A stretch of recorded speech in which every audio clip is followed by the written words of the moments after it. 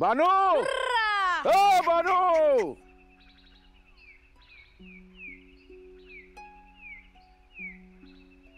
बानू, ओ बानू,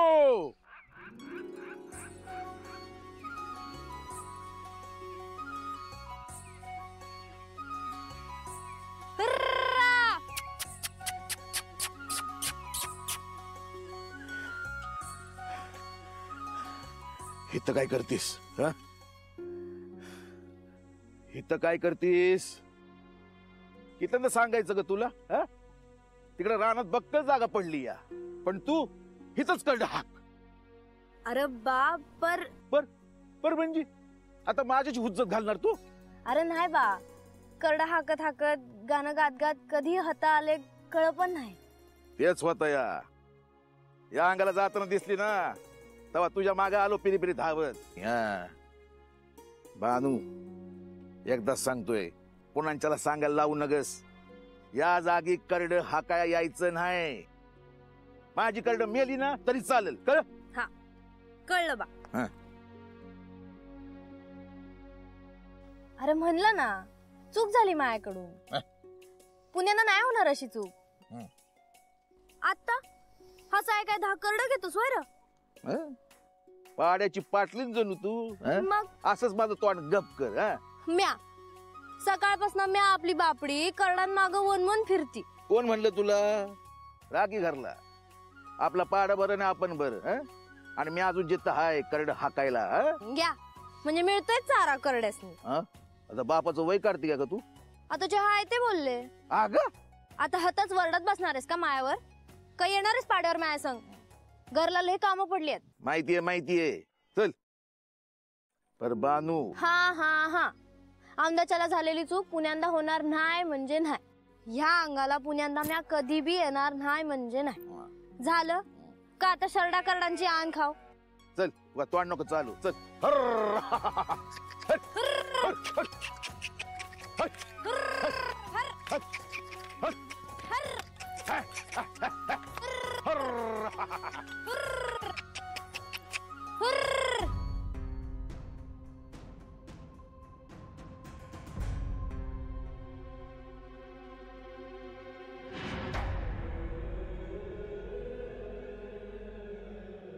बानू, हा हुर्र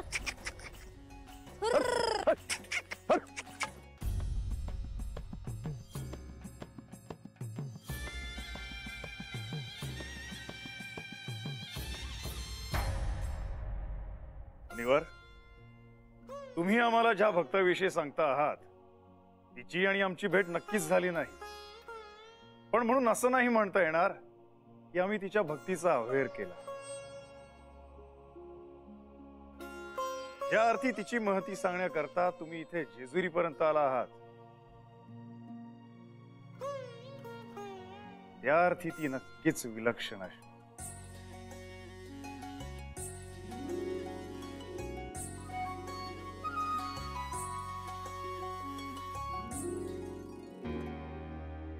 मुनिवर, तुम्ही मात्र अचानक इथे येऊन सर्वांच्याच मनात संभ्रम निर्माण केला.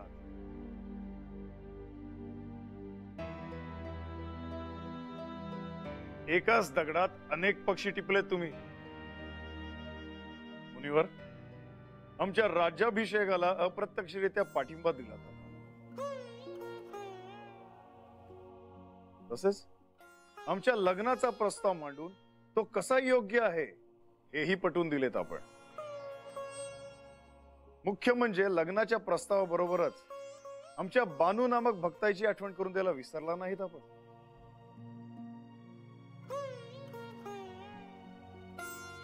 मुनिवर, आपल्या मनात नेमकं आहे तरी काय? नारायण नारायण. देवा, आमच्या तो मनात वेगळा काय हेतू असणार? देवाची आणि भक्ताची भेट व्हावी एवढीच काय ती आमची इच्छा.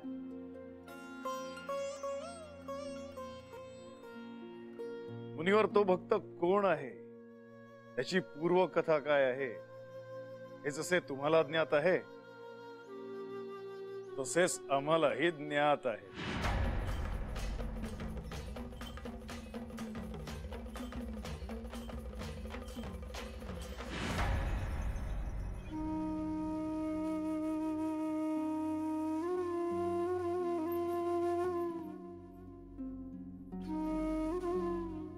जयाद्री,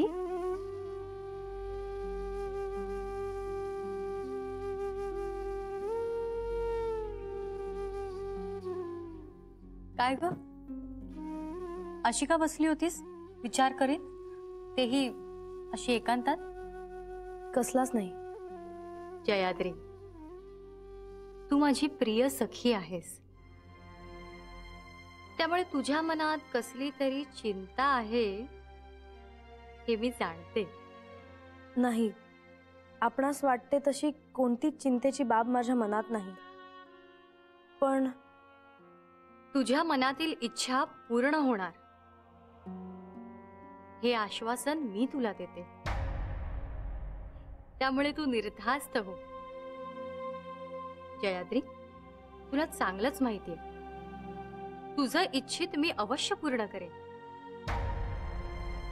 पण ते जर तुला असाध्य आहे असं वाटत असेल तर ते साध्य करण्यासाठी मी माझ्या हृदयनाथांना, साक्षात महादेवांनाही ते सांगेन.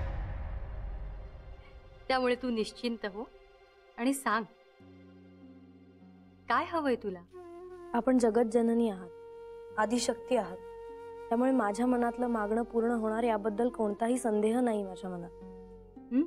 आपला आशीर्वाद आणि प्रेम यापासून मला कधीच वंचित नाही व्हायचं. आग्रह धरलात म्हणून आपल्या पुढे मी माझ्या मनातलं जे आहे ते सगळं मांडते.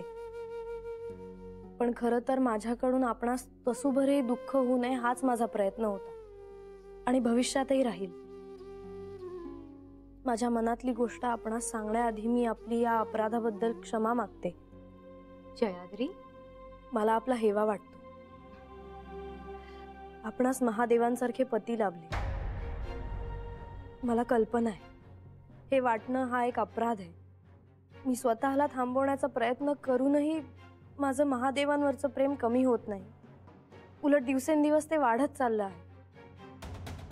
माझ्या मनात ही भावना मूळ धरत आहे की महादेव माझे पती का नाही होऊ शकत. माझ्या भावनांना मी आवरायला हवं होतं. या भावनांच्या आहारी जाऊन मी आपणास दुःख दिले. एक दासी असूनही सखी म्हणून आपण मला प्रेम दिले, त्याचं ऋण मी या जन्मात कल्पिले तरी फेडू शकणार नाही. ज्या सखीच्या सहवासात आपण बालपणापासून होतो, तिच्या मनात नेमकं काय चाललंय याचा थांगपत्ताच आपल्याला लागू नये.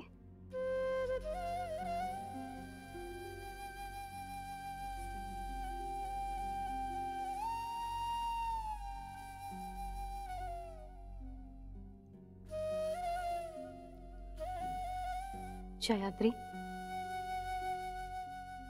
बालपणापासून मी तुला जे जे काही सांगत आले ते तू अगदी निमूटपणे ऐकत आलीस. पण तुला नेमकं काय हवंय हे कधीच कसं नाही विचारलं मी तुला.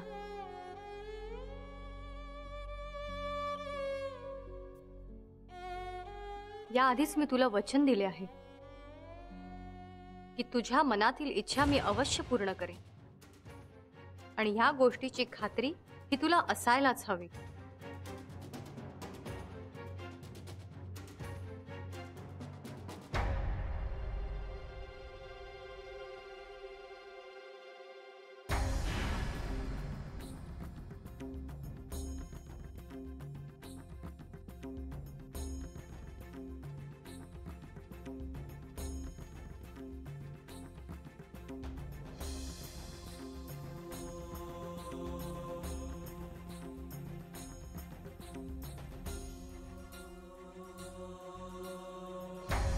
स्वामी, मी हिला तुमच्या साक्षीने एक वचन देते की कृतयुगात मल्हारी मार्तंड अवतारात ही तुमची अर्धभार्या होईल.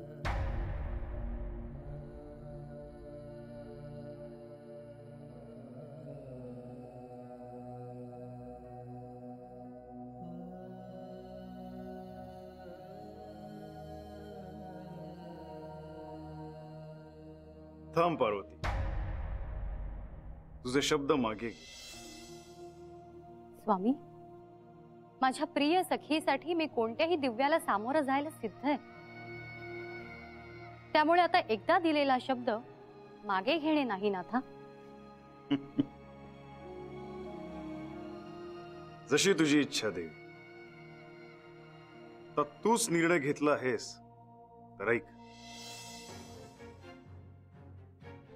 ऋतुयुगामध्ये मल्हारी अवतारात मी तिला वरीन. इतकेच नव्हे तर कृतयुगामध्ये तिच्या प्रेमात पडून तिच्या स्वाधीन होईल. तिच्याशी विवाह झाल्यामुळे देवी तुला तुझा क्रोध अनावर होईल. या वरदानामुळे तुझ्या या निर्णयामुळे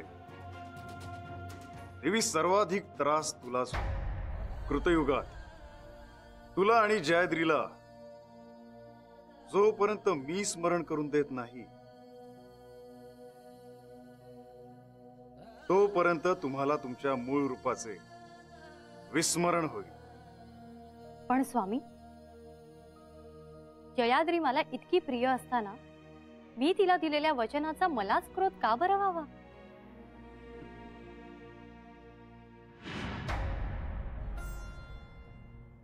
कृतयुगाचा प्रारंभ जाहला, जयाद्रीने अवतार घेतला, नवा जन्म तिला लाभला. पार्वतीची जीवाभावाची सखी जयाद्री म्हणजेच कृतयुगात अवतरलेली बानू.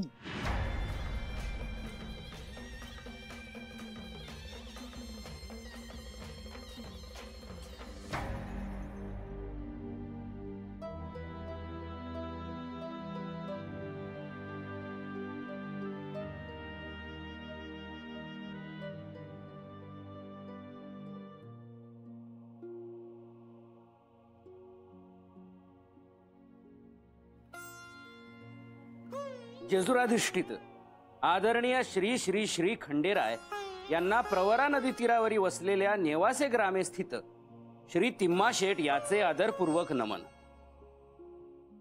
आपली दिगंत कीर्ती ऐकून आम्ही आपणास भेटावयास उत्सुक आहोत. हे पत्र आपणास लिहिण्याचे कारण असे की आपल्यासारख्या सर्व शक्तिमान दैवगुण संपन्न अवतारी पुरुषाबरोबर आमच्या कन्येचा विवाह व्हावा.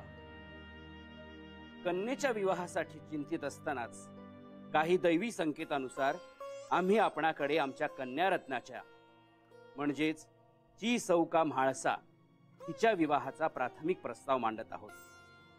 कृपया आपण या प्रस्तावाचा विचार करून आपणास भेटावयाची आमची इच्छा पूर्ण करावी, जेणेकरून या संबंधी आपण सविस्तर चर्चा करू शकू, ही आपणास नम्र विनंती.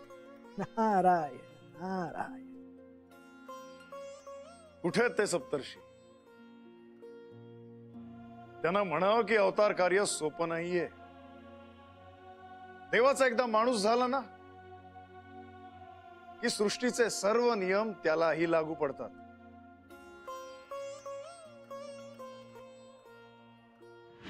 वर्य, आपण आपला प्रवेश उत्तम वठवला. आता आमची वेळ आहे. आम्हाला रजा द्या. पण देवा, आपण कुठे निघाला? शिकारीला.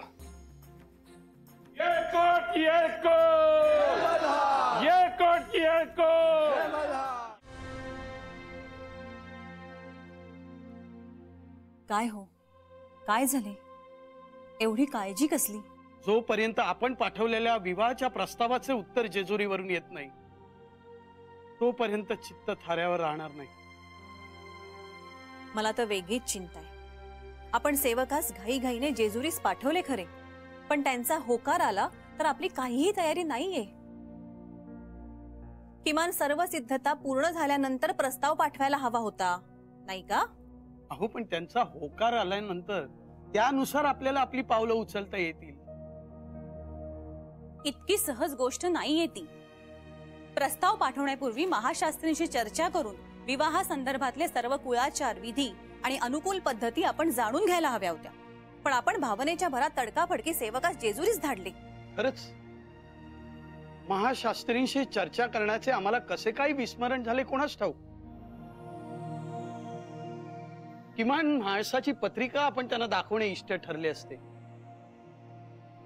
अजूनही वेळ गेलेली नाही. त्वरित महाशास्त्रींना बोलावणे करावे.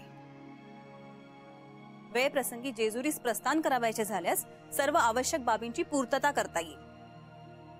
मी आत्ताच महाशास्त्रींना बोलावणे पाठवतो. म्हणजे या सगळ्या गोष्टींची इत्यंभूत चर्चा माणसासमोर करता येईल आणि पुढच्या सगळ्या गोष्टी सुकर होतील. हो, पण निदान याकरता तरी तिने आपल्या समोर दर्शन द्यावे. आपल्याला भेटावयाचा निरोप कधीच धाडलाय, पण अजूनही तिचा पत्ता नाही. अक्का अक्का अक्का, काय ग, काय झाले? एवढी सैरभैर काय झालीस? अक्का, आपण दिलेला निरोप मी म्हाळसापर्यंत पोहोचवण्यासाठी गेले खरी, परंतु ती तिच्या कक्षात नव्हती.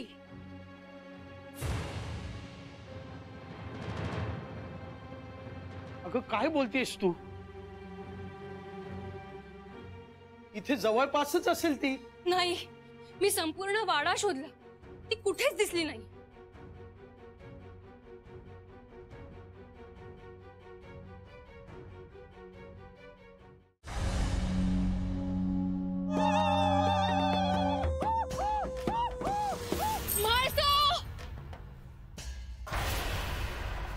मायसा, मायसा, मायसा, मायसा,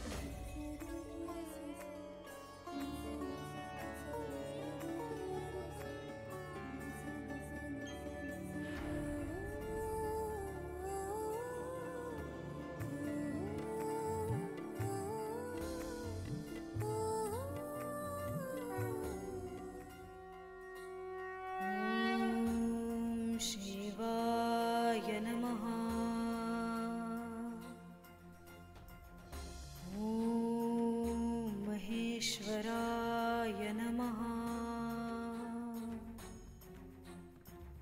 ओम शंभवे नमः. ओम शशिशेखराय नमः. ओम वामदेवाय नमः.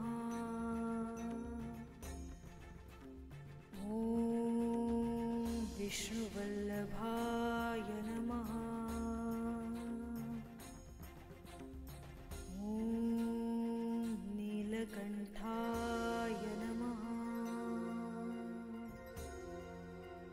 ओम भक्तवत्सलाय नमः.